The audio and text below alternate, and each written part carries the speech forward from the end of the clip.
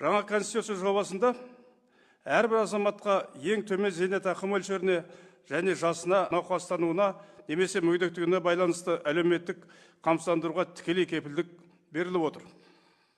Сонымен қатар, мемлекет әлеуметтік қамсыздандырудың және қайырымдылықтың әртүрлі нысандарын дамытуға жәрдемдесу міндетін алып отыр. Бұл егде жастағы адамдар үшін қосымша қауіпсіздікті қалыптастырады. Бұрынғы консультативтік құрылымның орнына Қазақстан халық кеңесін құру қаралған. Оның құрамына барлық өңірлердің өкілдері енбекші. Бұл аға буынға маңызды мемлекеттік шешімдер мен заңдарды талқылауға қатысу мүмкіндігін береді. Сондай-ақ дербес деректерді алаяқтардан және заңсыз пайдаланудан, оның ішінде интернет кеңістігінде қорғау жеке норма ретінде бекітіледі.